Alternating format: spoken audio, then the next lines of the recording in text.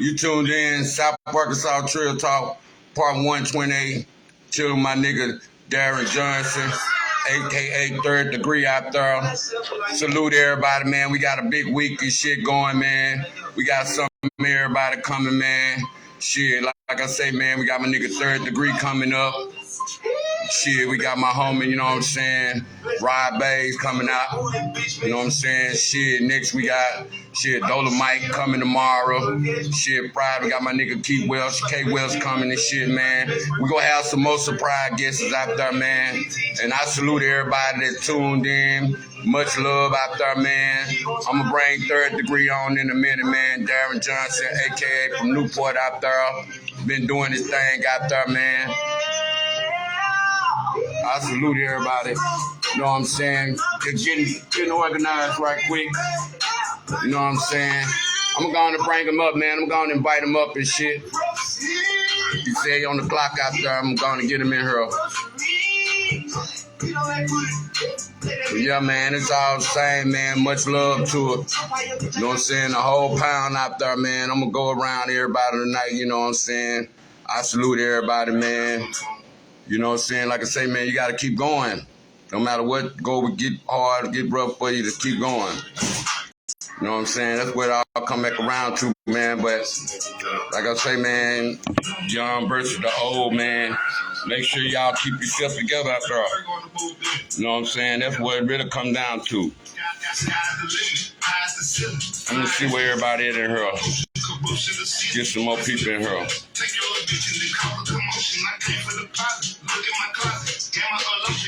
Get to bump some of that Third Degree out there. Yeah, man.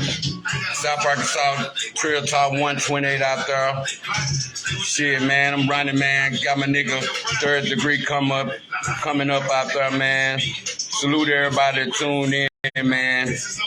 Like I say, man, I just be tripping, shooting the shit, making fun, you know what I'm saying? Making like fun out here, man. You know what I'm saying? We dealing with everything out here, man. Good year right now. Shit, we can get down and, you know what I'm saying, keep our situation going out there, man. Through the years, man. I got so many people, man. I'm just trying to get better at what I'm doing. You know what I'm saying? I promise you the background, we gonna get better at it, man. But I salute everybody, you know what I'm saying, that watch and tune in out there. You can't hear me out there, let me know out there. If I'm talking low, let me know. You know what I'm saying? That's one thing I want to do is keep everything professional as I can get it. And I know I'm a kid, I know what I'm saying out there and shit. I just be trying to use that as another language to keep from talking. You know what I'm saying? Try to use profanity all the time and shit. That's the main thing. I'm just gonna bump the music, man. Let them get on in here in a minute, man. Bump some more Arkansas, you know what I'm saying? Legends out there, y'all know of, man. Shout my nigga Nyan Mosley out there. My nigga Easton 550 out there. We got some hits out there. Shout my nigga Killer Wayne out there, still killing it. You know what I'm saying? My life, man. I salute you out there. Shit, man. You got new music coming out. You want to present yourself, hit me up. Hit me in the inbox out there, man. But like I say, I'm trying to get everybody on her and shit. That's the main thing. If you got anybody that you know that talent coming out, you know what I'm saying, let them know, you know what I'm saying, where to hit me at, you know what I'm saying. This Third Degree right here, man, much love to him out there. Been doing this thing for a minute, man. But like I say, man, South Trill Talk 128. Arkansas podcast on the rise. I salute him out there, Third Degree. On this thing, man, I'm let him come up and tell you more about himself. What's up, man? Brother, what's good, brother? Not much. Man, I appreciate we've been trying to make this happen for quite some time, comrade. Yeah, I'm trying to make sure can you hear me good? Yeah, I can hear you loud and clear. Somebody was trying to call my phone exactly right when it's right when you brought me in on the live. Yeah, we've been trying to get this locked in for what, about a month now, comrade, man. You know, I just want to thank you for letting me come through, brother. I appreciate everything you're doing out there too. Hey, I salute you. I be listening to you. You know what I'm saying? I be listening to you, man. Hey, I'm gonna give it to more people here. Tell people who you is, man, and tell people how long you been in the game, and so they can find your music while I get us more people here. Man, I'm actually starting to share the live myself. I just wanted to make sure we was locked in, and let me get a couple shares in myself, and man, once we get it up to about 15, we go to talking. We could, you from Magnolia, my brother? Nah, I'm from El Dorado originally. You know okay, what I'm saying?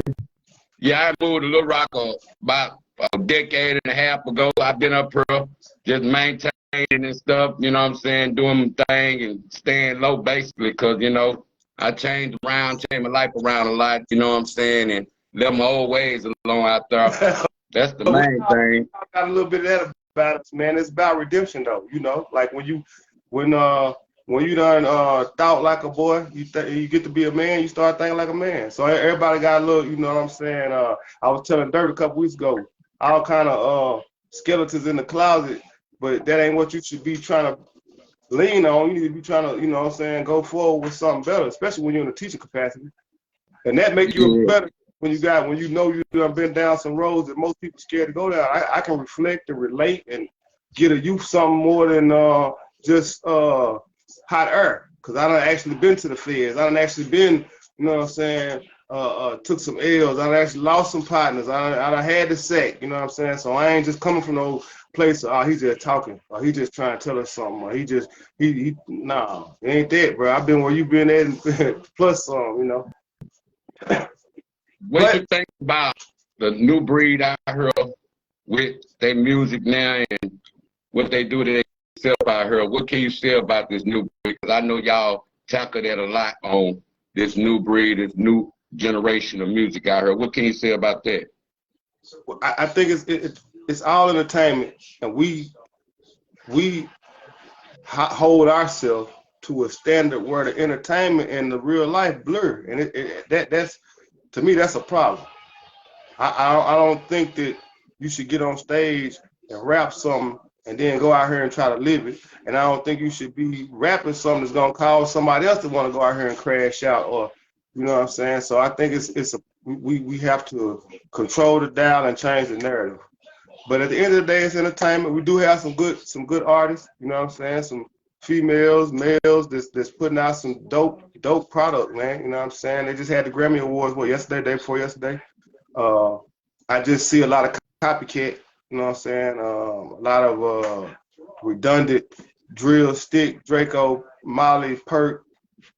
I heard so much of it. It's almost like one song by everybody, you know what I'm saying? Yeah. And I wish I could spruce it up a little bit, dress it up a little bit, and, like Future saying, make it real for them, give them something a little better. But I'm pushing this grown rap agenda, you know what I'm saying? Anybody over 30 who want to hear something more than killing and destruction, anybody who under 30 who mind on something other than killing and destruction, we got something for you. And I think it's a proper lane for that as well. What can you say about that lane, what you're talking about right there? Because, you know, like I say, man, we growed up on that 90s and 2000 music, and, you know, we use the storytelling basically. What can you say about the storytelling music? Do you think it got a chance again, or it never died? Because some people be thinking the older generation is washed up. What can you say about the older generation still rapping from the young generation? Do you think it's the same, or do you just think music? What can you say about that? It's about controlling the dial again, and to catch it though, it's about controlling the dial again and changing the narrative. And I think when you at a particular age, you should rap that age. You know what I mean? Like, I think a lot of the confusion and the conflict come in when somebody my age is trying to compete with an 18-year-old. That ain't what I should be doing. You know what I mean? And that's where it starts to die at. That's where it fizzled out at, and we can't get much expansion on it because I'm trying to sound like I'm 18 and I can't, or 19 or 20, and I can't. I'm a father now, so I need to rap like I'm a father. I need to rap.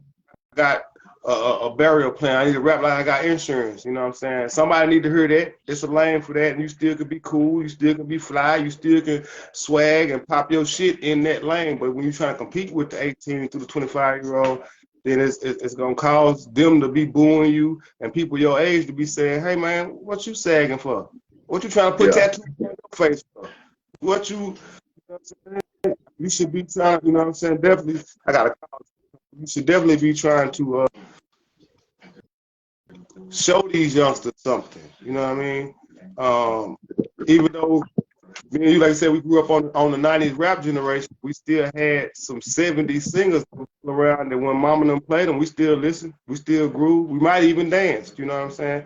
And I think we should be that for we should be the Al Greens and the Frankie Beverly and Mays for the next generation.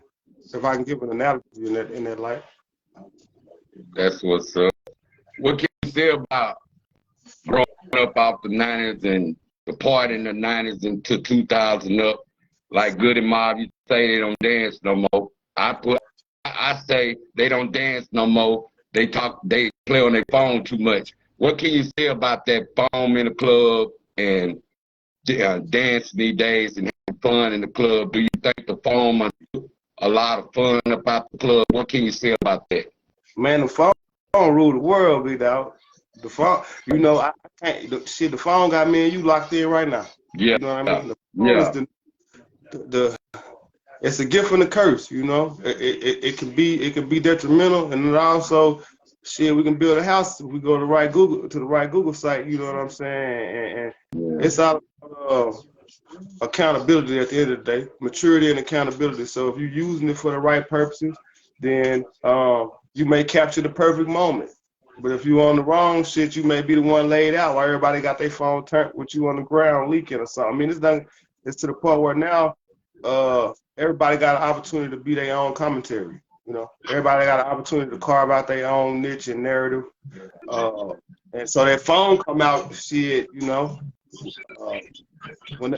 whenever something good or bad happen, that phone, I ain't gonna say it come out. It might never went in. You know, you had it in your hand the whole time. You were waiting on something to put on your phone. You know what I'm saying? Yeah. I think these days and time, like on dealing with the phone, and you know, like as we growed up, you know, we growed up in the country and we moved. You know, I know you move around and you come to the inner city too. What can you say about the people that's still in the country, part of like country towns in Arkansas to like Little Rock? That's the biggest part of Arkansas, as you say. And do you think that the game, the same part is how views go? Because a lot of people, they still get backwood views instead of get inner city views. What can you say about backwood views and inner city views? How can people get the same kind of views, inner city people, same way as country? What can you say about that? Well, it's kind of hard now. You can measure it. I think you have to really accept where you at for what it is and try to build off of it. Not accept where you at and just stay stagnant. So if you from a town of 5,000 people and you can get half of them people invested in your craft, invested in your podcast, invested in your musical movement, you take that half and go to the next market right next door to you, and the next market right next door to you. And I feel like that because us being in them small towns, we got to see how to make a market by playing high school football. Being, you know what I'm saying? I'm from Newport. So we got Osceola, Jonesboro, Mariana, Fort City, out right in the area. And if I can get half of those people, those markets to tap in, I got just as much as the big city got. You know what I'm saying? We just got to utilize the market the same way. And you may have to put the gas in the car, get out the house a little bit, and go shake some hands. But when you think about it, ain't no black lines on the road. The lines, the county line you see on the map, it ain't on the highway. So, you know what I'm saying? It shouldn't nothing stop you from reaching that. But I do understand it. I mean, my population, 8,000. So if I can get 2,000 people to tune in to anything that I got going on, when you're thinking about algorithm and demographics and numbers like that, 2,000 out of 8,000, you're doing just as big as a city with 2 million, getting 200,000. You know what I'm saying? Yeah. So don't let Do you think? I say that to say don't let the numbers discourage you if you in a smaller market, thinking that man I ain't getting 200 views, I ain't getting 1,000 views. If you only got 100 people in your town and 70 people tuned into your live, if you got 100 people in your town and 7 people tuned into your live, you're doing pretty dang on good. Yeah. You think part is like dealing with, you know what I'm saying, the budget these days on the rap music, on how much you can charge these days, just say, you know, because they throw it on streaming, you feel me, and they tax you up there, you feel me. Do you think it's a possible way that people can actually like still promote themselves while they stuff on stream and basically like get some of their money on off the top too, other than just letting everything come from the bottom? Because people be thinking they put their stuff on stream and they go blow up overnight, which it can happen now. I ain't gonna say it can't, and they can get a check too. What do you think about the streaming and selling your music back to yourself, basically, or selling your own music out of the trunk or any of that Man, part of it? What wish can you say about that part? I wish we could sell CDs at the trunk, like 90s, 2000. Like I wish there was still a market. I don't know who went and got in bed with the car dealership and said we're gonna get with the biggest supplier of CDs, Walmart, and we're gonna get with the car company, and we're gonna take the CD away so they ain't gonna be able to sell the CDs out of the trunk. Cause we rich out the trunk. That was a new dope. That was a new crack, and somebody took that away purposely and put us on a streaming platform purposely. So now you have to find other niches to facilitate those numbers, whether it be merch, whether it be show money, or again, like I was saying, by getting the cop of the gas car, you got to get out here and get back to hand-to-hand combat with dealing with the client, dealing with the customer, fans, the consumer. You can't be on the phone. If you want to get the real money, it can't be on the phone. I mean, if it's on the phone, it's got to be like what me and you got going on right now. I can't expect you to download my music or to buy into my product or my brand, and I don't pick up the phone and call you. Yeah. Or when you call me, I need to pick up the phone. As a consumer, at some point in time, you're going to want something from me, a live video, some live footage, you pulling up in your market, giving away some merch or doing a show or something. You can't get everybody market. So a streaming platform offers you those places. As long as you can put some content out to match it, you'll do all right. People just ain't adhered to putting the content with it yet. Yeah. What can you say? We'll go one spot. We'll tap a few spots while I get up out for us. Okay. What can you say about support these days from strangers and family support? What do you call a support circle these days? As what kind of support that you look forward to have in this game, in this rap game these days? Everybody want to talk money, but don't nobody want to talk business. So the last person you're gonna get support, you probably gonna be your family, and the first person gonna support you gonna be an outsider. But your family will support you when enough outsiders support you. It's just a lot of people want to talk money, and don't nobody want to talk business. So go for them outsiders first, and don't be mad at your family, because a lot of people don't understand business. They understand money, they understand how to spend it, understand how to get it, steal it, hold it, take care of it, kill for it. They don't understand business, and so trying to get people to understand be a lot about hold up. I ain't got time to teach you business right now. I'm gonna handle my business now, and I'll send for you. I gonna handle my business, and you'll come jump on a bandwagon with me. You know what I'm saying? And I had to learn it the hard way. I had to learn that from trial and error. That came from hoping somebody talented. That came from hoping somebody buy in on this because I got this great idea. And I think I can take it. Yeah. I was gonna ask you about that. Like, you know, another question on part of dealing with the music and like getting actually loans and stuff, because some people don't know how to do the LLC or you know what I'm saying, the sponsorship, the ads, the putting the music and everything, sell your product period online. What's your experience with that, selling your product online from Facebook, Instagram, even the Reels, even the YouTubes, all this, like this market right here. What can you say about your experience on dealing with this market online and trying to get out there and sell your product more online? Well, I went to school for it before streaming. Like I went to marketing school, business school. Shout out to all the HBCU. I went to school for business administration, and I was already in tune with how to market, how to promote, how to get into this and that from working in at my grandfather growing up. And I think every artist, if you don't understand this side of the business, you need to get with somebody who knows this side of the business. Even if you got to pay a small fee, like me, I do back-end management for artists to show them how to get their LLC, the song trust, to whether it be getting their stuff on DistroKid and the back-end promotion side with the ads on YouTube, SoundCloud, Instagram. Facebook, not so much because I consider Facebook to be more of a local platform for what I got going on. But it works for a lot of people. They pay too. But every artist that's got some music in this day and age, if you putting out music and not just music content,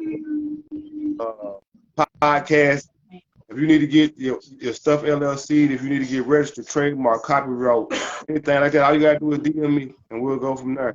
I don't charge you nothing but a small fee, but I will make sure everything's legit, everything is where you need to be from startup to big time. If you don't have your numbers together, I'm ASTATE registered. Like I said, I went to school for it, so I find joy in doing this and helping people do this. And a lot of people don't know it or don't know where to go. You know what I'm saying? Like, who can I call to get my copyright? What I do to get the trademark? How do I start? And that's another thing. Don't ever be timid with information. Don't ever be timid to go find information or ask that question, because information is out for everybody and it's free as long as you open your mouth, as long as you reach out, as long as you go to the library or Google or ask somebody. Information is pretty much out there. Yeah. Mama Gua. That's what's up. Shit, man, I'm trying to figure out, like, man, what can you see with the shows these days out there? We gonna tap on the shows. Do you think Altel should start trying to get the local talent paid in, like Riverfront out there and all these places that be having shows jumping all the time? What can you say about the shows in the cities out there that be having major events coming to them but pay bigger artists but never pay their local artists? What can you say about that? Well, we cohesively, maybe the artists, maybe the DJs, maybe whatever the market offer, we have to start asserting ourselves in a way that where that's the status quo. Like, I always thought that the promoters should say, hey, I'm going to put our best act up here in front of whoever we bringing in from out of town.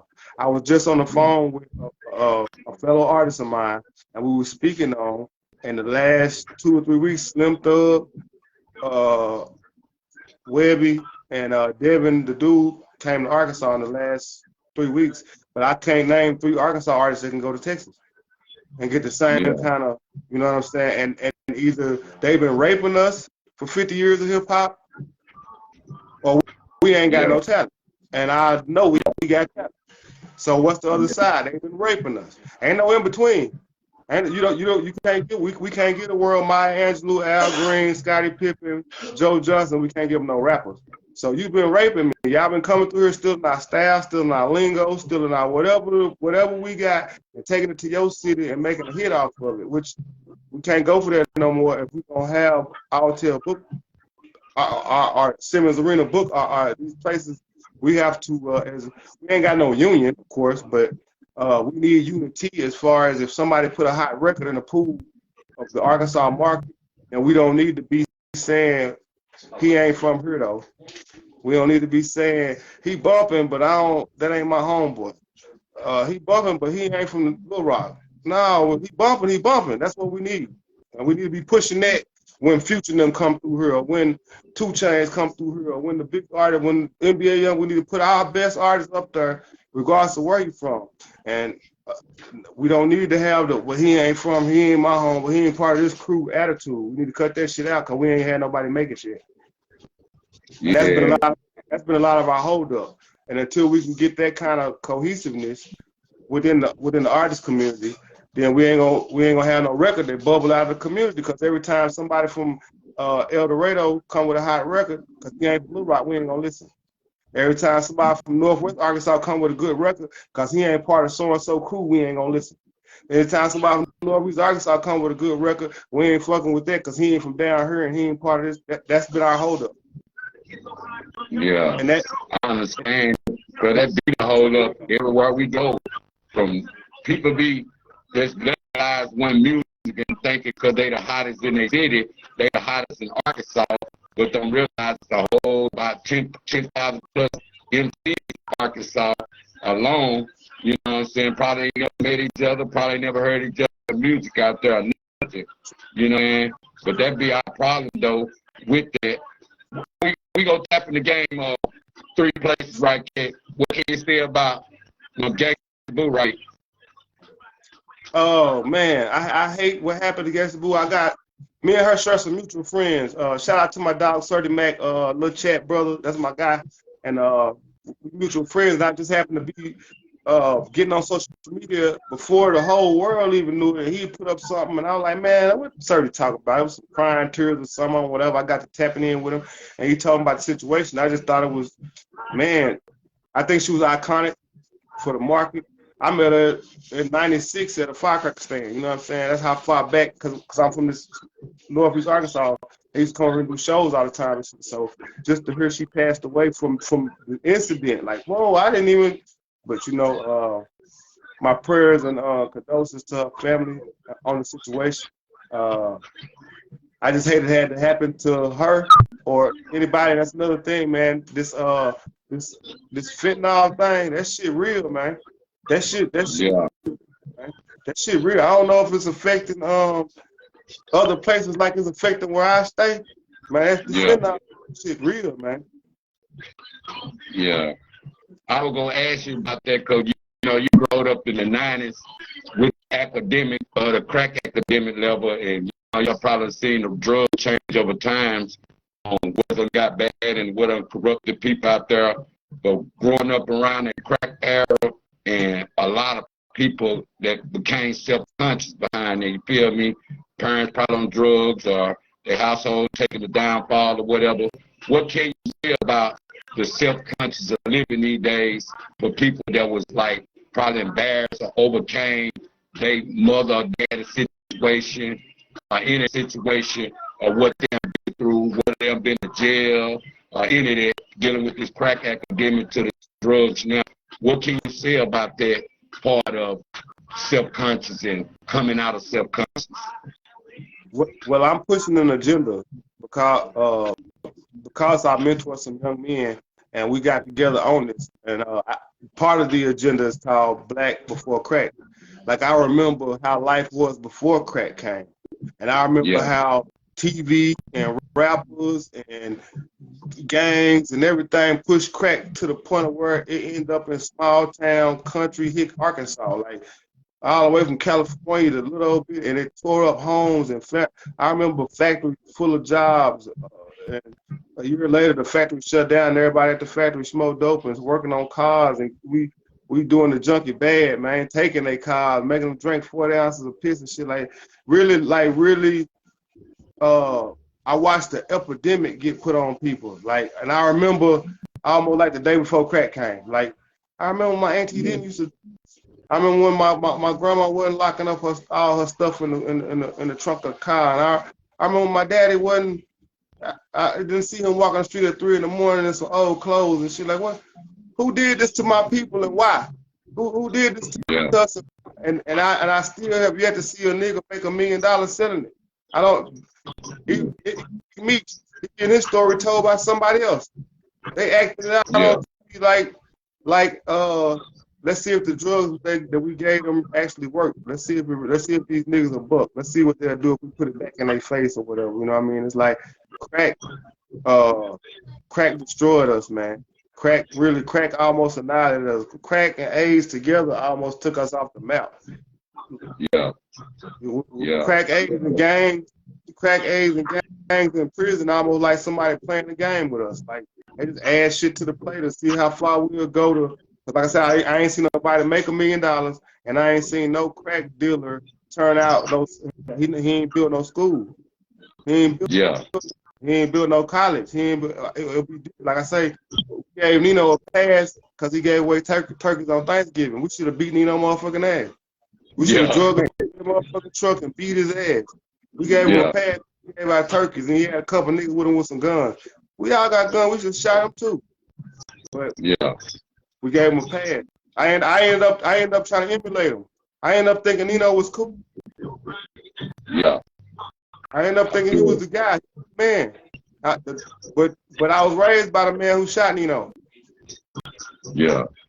I forgot all about him. Yeah. There was a bunch of him in the neighborhood, man. We forgot. We started running over him, telling him, "Oh, nigga, shut up, old nigga. We ain't listening to you. You can't tell us nothing, no head. Oh, nigga, Nino in charge." Yeah. We should have beat Nino. What can you say about that? While you on that subject of financial literacy, because you know a lot of people went in the streets and they was illiterate. They dropped out 7th, 8th grade. They rather chase a bag than chase some money than chase the education. And people these days say, you know, education is important sometimes, but you know you gotta be smart enough to get it on the back burner. But I say keep it first, just in case you don't make it back to the age, because the older you get, the harder it get on trying to learn it again when you could have been real easy to learn when you're younger. What can you say about black financial literacy on what our black people out there are missing now? Because, you know, there was a den out of people leaving the streets that didn't graduate or nothing. And, you know, girls wanted dope boys at an early age, you know what I'm saying? So what can you say about that era right there? Because, you know, our women went to, you feel me? They didn't want no 9-to-5 nigga, none of that. They want a motherfucker with that bag and all that, but it was a consequence come with that. What can you say about all that right there, what I just said about that game and all that? I was one. I told you I was one of them. You know, I thought that was, even though I had somebody raising me right, showing me the right way, teaching me a whole other way, I thought, well, this is what the girls want. This is what seemed to be popping, so I'm gonna go over here. You know what I mean? And I didn't do nothing but make my mama have to get a burial plan for me. That's the only way you know what I'm saying? And all the money that I spent with lawyers and the jail phone and commissary, I ain't got none of that, and I can't get it back. The child support money I gave up, they ain't even got no back end for my kid or nothing. So it's like the financial literacy should be considered financial illiteracy. We almost done took financial illiteracy on as a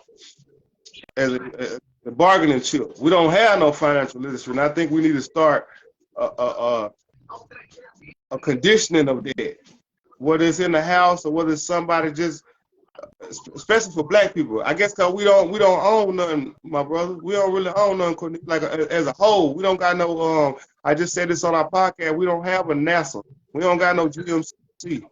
We don't got no. We don't have no Frito-Lay. We ain't got no protein. We don't own nothing, bro. We just working for somebody. So our financial literacy is only good as what we're doing to maintain ourselves.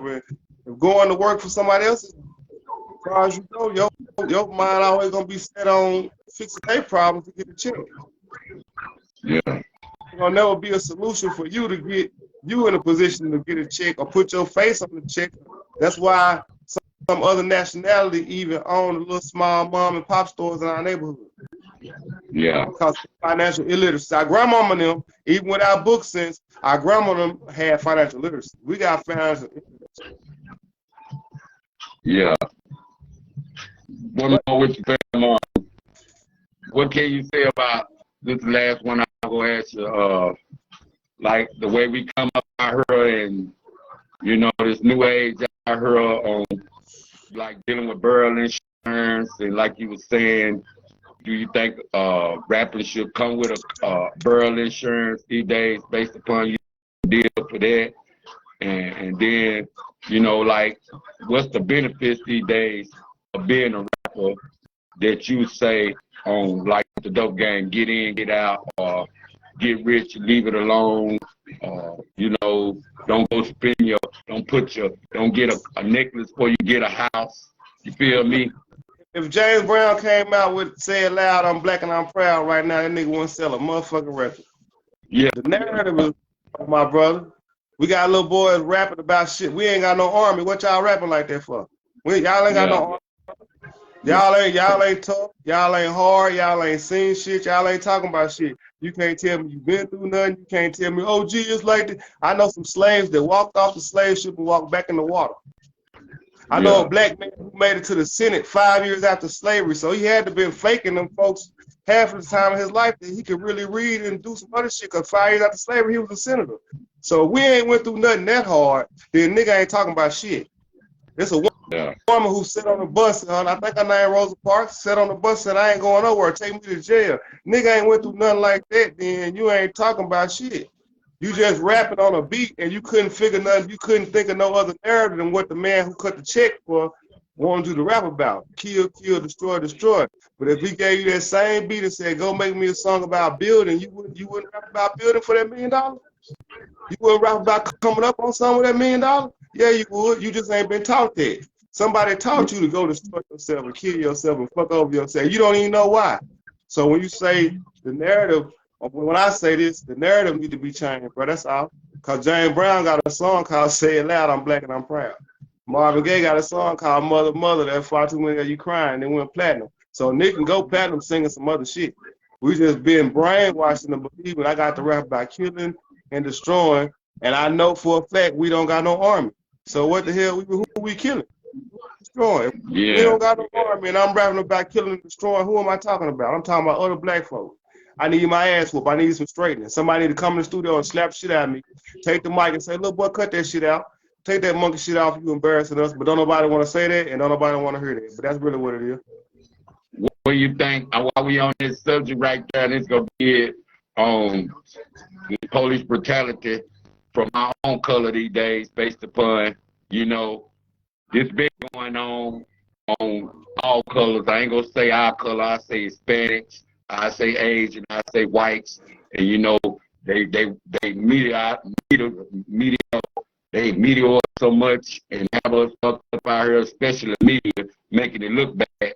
But I look at the person that been behind them cameras all them years, the Jews out there that's putting the camera right up there and running them ass all through the night to the whole week basically. But what can you say about us blacks with that police brutality? Due to the situation that happened to the young man out there. I know it's old and I want to rest in love. That's what I'm trying to say about all the people be dying. I be want to rest in love because they play it in our heads so much, and they make us feel different about having our kids safe as they get older from around the police unit, period. Because now they are seeing our own color do somebody like that, and it was us always getting done like that. What can you say about that now? With the police brutality, and what do you think they need to change different with that? I believe Ice Cube said black police showing out for the white cop. When me and you were growing up on one of them CDs, on one of them tape, one of them NWA tape, you know what I'm saying? When I first seen that again, rest in peace to Mr. Nichols and his family, man, condolences. When I first seen the tape, I thought to myself, they must don't know they kin to that man. They don't know that. They don't know that that's my great grandmama and them cousin, sister, nephew. You know what I'm saying? We don't got no roots like that, so we don't know that. You know what I'm saying? And sure as shit think they were kin to that man. Not kin to him as far as blood related, but it was a woman involved that made them have some kind of reason to be fucking with him other than just a traffic stop. And I hate that for that man. I hate it for the black men who did it, because now they sit in the jail cell like, nigga, we done threw our whole life away. What the, you know, like, we have to remember what the police was made for. You got to remember what that we got. If we want to solve the problem with policing in America and policing and the systematic racism or the systematic defaults of the police, we have to go back to the origins of what the badge was made for. The badge was made for slave patrol. Until you get some straightening right there, ain't none of that whole tree gonna be poisoned. Yeah, and it's gonna forever be poisoned. Until you go back and straighten that, anything else we just playing with. We playing with the leaves instead of the roots. And we want police to have body cameras now. We want them to no-knock warrants now. We want them to have people can police themselves. But if we're going to have the police, then we got to go all the way back to the root of why we had them and straighten that up. And then we'll have a better, because I rarely, as a black man, I rarely see the police ever de-escalate anything. Anytime I ever had an interaction with the police, it's always been them escalating something. I hope they don't escalate it. I hope they just leave me alone, let me go on by my business. I hope they don't want to mind stepping out the car. You got anything in your pocket that'll stab me? You got, hey man, leave me the fuck alone. Go home. What the, but and they come back to us policing ourselves and having a narrative. See, if I gave you a reason to come fuck with me, you gonna come fuck with me. But if I ain't gave you no reason to come fuck with me, and ain't none of us gave you no reason to come fuck with us, you just stay the fuck away from us. Well, we That's what's up. keep giving them reason. Bro, I gotta get up out of here. I got another call coming with Hey, DJ. what can they reach at, man? What can they expect from you? What can they reach at from Instagram, TikTok, Facebook? What can they reach at, man? I got the grown rap movement going right now, man. Y'all can follow me at Third Degree I Am He. That's THIRDDAGREE. I am he. Third Degree I Am He, man. Follow me on all social sites, Instagram, Twitter, Facebook, TikTok. We got new music coming, new content coming. February 26th, I will be live at Charlie's with the Road, Paul Wall, and Twister. I'm on stage going live. Y'all come out and fuck with the kid. It's going up the strong way. We all, like I said, we're going with Black Before Crack. We also pushing the grown rap movement. We with controlling the style and changing the narrative.